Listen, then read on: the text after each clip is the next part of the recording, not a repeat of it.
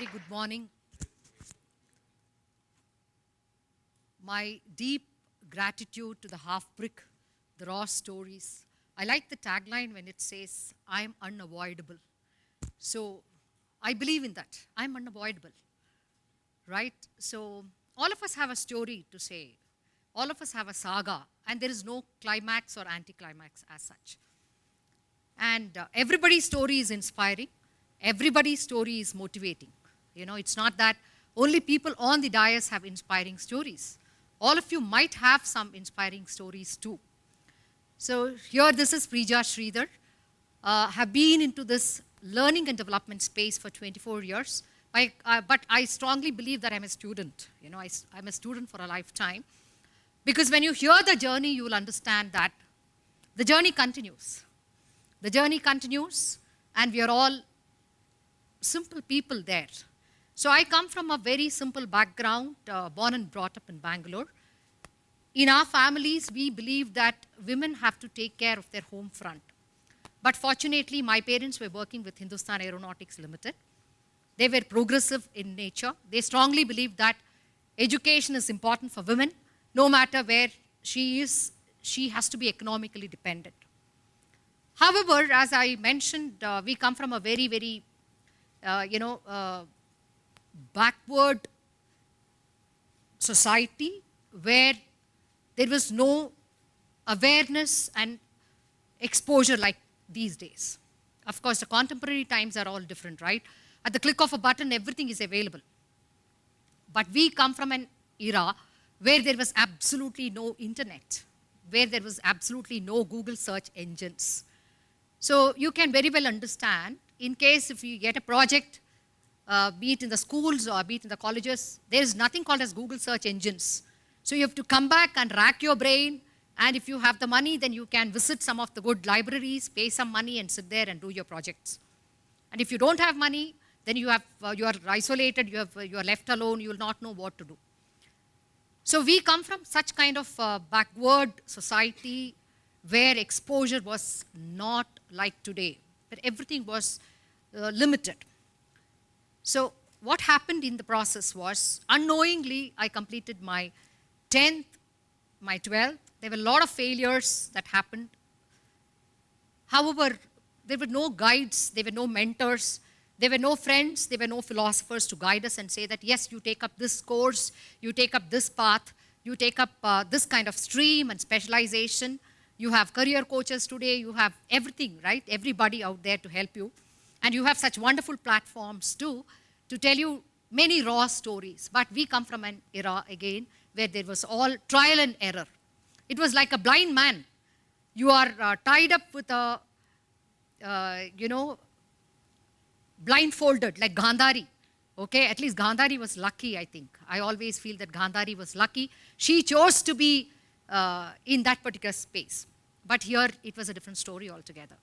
You had to find out your space. You had to find out your, position, and nobody to guide you. But fortunately, there was something in me.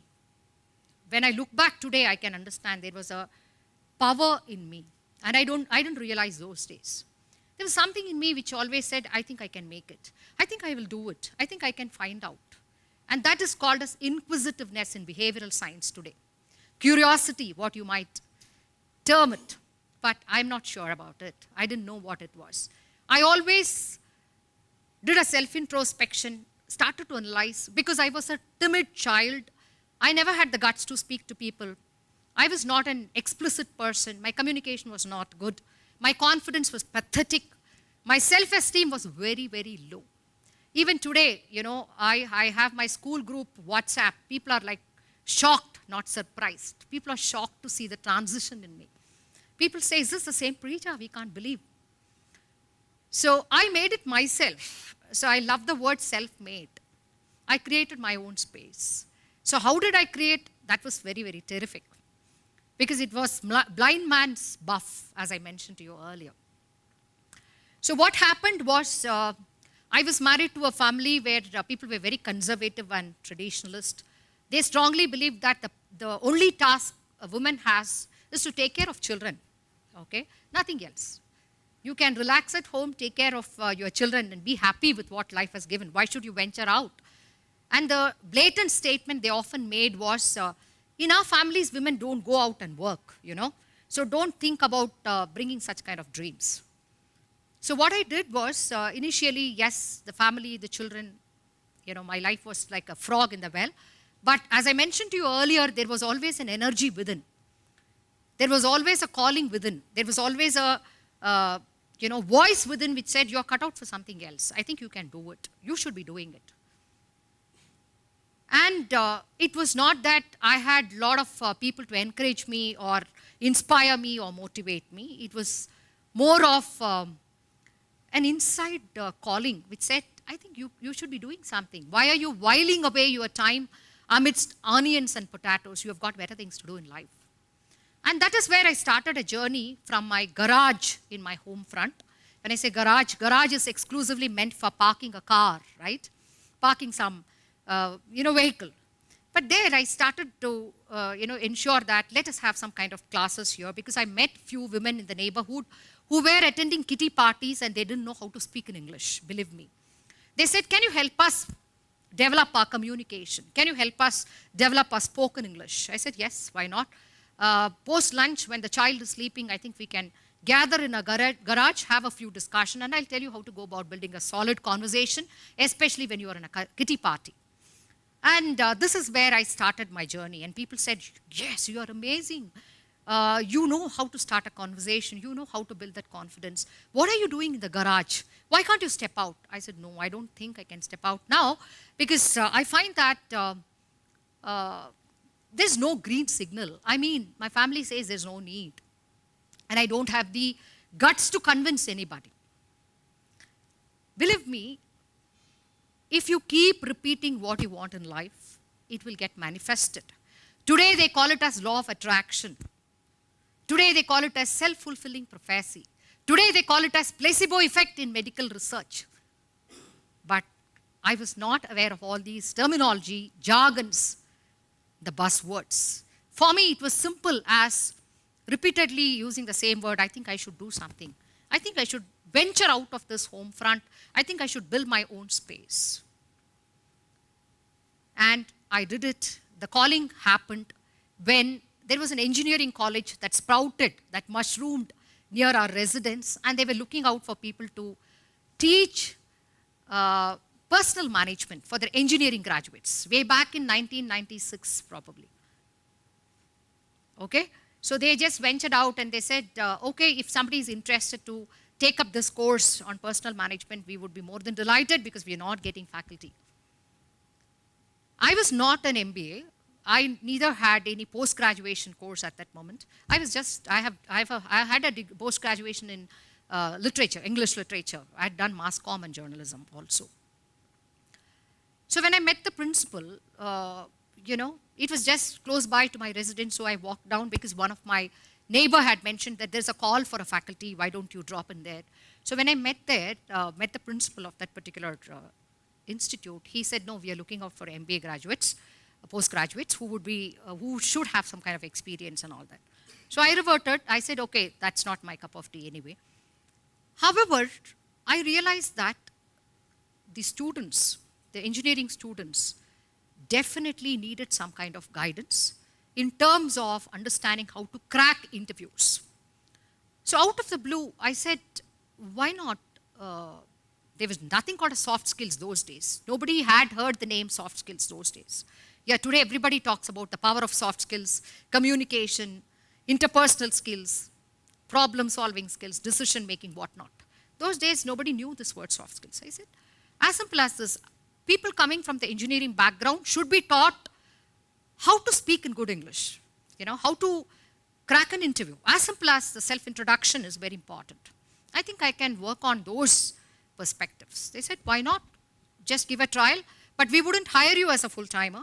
Would you like to just take up as a part-time assignment? I said, why not? That was what I was expecting too, because I had to finish my chores at the home front, put my baby to sleep, and then post-lunch, I had to rush back to this particular institute, which was walkable to my, close by to my residence, to take up this particular training. And it was again a trial and error technique. I I wouldn't call it as a curriculum, but I designed certain session plan, keeping in mind the needs of the engineering students at that point in time, and started my training with them. Believe me, after 6 months, they found that this was very effective and productive because most of them got selected in the interviews and the students got back to me. If I am standing on the dais today, my entire credit should go to those students who made me what I am. Half brick is exactly me. And the journey continues. So you might be wondering how this lady would have got so much guts. I can tell you one more most important factor, because today is Mother's Day, and what kind of roles parents play in your life. Knowingly or unknowingly, my father used to always make a statement about me. He used to say that this girl is like a cactus. You put her in the desert, she will bloom and blossom. I don't know why he said that. My father is the biggest source of inspiration for me. And he used to make this statement often. And I think that drove the energy from within. He's no more. He passed away in the year 2019. But yes, that statement was very strong. And I strongly believe as parents, you should always motivate your words. The kind of statements people make within the four walls of their home front matters, especially your mothers, or especially your dad. Your mom or dad, whoever they are, your parents, the kind of statement they make, the kind of words, the choicest words they make definitely creates an impact on the children's mind. And I'm a byproduct of my father's statement. I should say that, no matter where I stand. The word, cactus. Cactus is such a thorny shrub, right? She's just like a cactus. She'll bloom and blossom wherever you throw her. It was a very solid statement. And that gave me a push all the time. I think wherever I am put up, I think I can manage, I can deal with it. And I replicate the same thing with my children. I don't want to obstruct anything. I leave it to today's generation to decide to take a call on what course they want to take. But yes, we insist on values. There's no compromise on values in life. Very important. In the name of westernization, let us not, become an easy prey. So we always tell our wards that values are very important in lives. Simple. Right? So the journey continues, to be very frank. There is nothing called as success. Success is a greased pole, believe me. And I said in the beginning that I'm a student, right? Because every day is challenging. Every day comes with something new, right? I come from an era of no internet. So imagine, today you're all a byproduct of wired generation, right? So there's nothing called a success, friends. Every day is a challenge. Every day is a learning. Every interaction you have with every single individual is a huge eye-opener, believe me. So what counts the most is keeping your minds open for learning, keeping your minds open for any kind of inputs from this external environment. So going on, so when I say raw, what comes to my mind is rise and weave your stories. Rise. Rise like a phoenix from the ash and keep weaving your stories. There is no climax. There is no anticlimax. Because every day is a struggle. Every day is a struggle. And again, there is nothing called as a plan and strategy. There are so many things that can happen abruptly. Did we think that a cough and a cold can drive us to death? No. The entire mankind has seen a cough and a cold reverse apart. We became totally, shocked with the kind of changes we saw in the world. So when I talk about, the struggles, especially for women in today's context, we refer to what is called as a changing world in terms of artificial intelligence or cloud computing or machine learning, whatever. But when it comes to the stereotypes, prejudices, and biases, I don't think women has got that steer clear from her way. She's still in the mire of all kinds of biases. Come on, don't tell us that women have achieved everything. I don't think It was only because of pure struggle where she decided that she wanted to go up and create a space for herself. Many of us could come forward. Otherwise, women is still behind in the society. Yes, we talk about a lot of changes. I beg to differ, but when it comes to biases, women are not that free of biases. We still find women entangled in biases. Otherwise, why rapes? Otherwise, why molestations? Otherwise, why so much of, fear for women? It's not that easy. Come on, let us not paint a wrong picture. However, as women, let us understand one thing, no matter where we are, if you believe that you want to do something, definitely the universe will connive for you. You can get it manifested. It is not a joke. Today, the research in organization behavior talks about self-fulfilling prophecy, the law of attraction. But I can tell you, as a simple human being, a timid human being, as a child, I was such a timid girl. I never had the guts to face people. I never had the guts to stand up and answer anything in a classroom. Today, if I stand on the dais and talk to you my journey, I can tell you that the voice within me created the space for me. The voice could be the omnipresent, omniscient God or the providential power or anything. I'm not sure about it, the destiny, whatever. But I believe that as an individual, if you dream, if you see it in your mind's eye, you can definitely get manifested. So first of all, learn to see it in your eyes, see it in your mind's eye personally, what you want to achieve in life, where you want to go. Keep visualizing it, keep repeatedly using positive affirmation, and no matter whatever kind of storms you see in the world, you can definitely find what I call it as harmony. Finding harmony in discord or calm over the storm. So wanted to conclude with a beautiful story which is very, very inspiring. I'm sure you would have heard the story of Madan Mohan Malviya, who had gone to the Nizam of Hyderabad to ask for funds to build Hindu Banaras University. So when he approached Nizam and requested Nizam to fund him, to build this Hindu Banaras University, Nizam was infuriated.